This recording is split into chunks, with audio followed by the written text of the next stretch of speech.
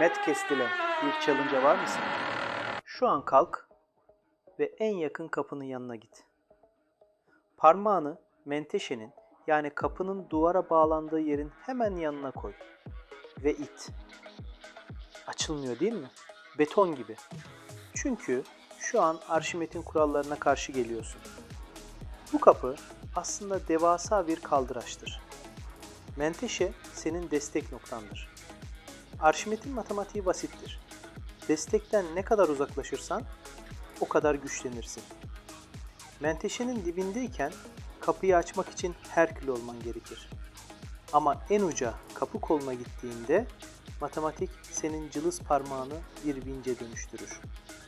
Arşimet, bana uzun bir çubuk verin, dünyayı yerinden oynatayım demişti. O çubuk işte senin kapın. Ben Medcast. Güçlü kalın.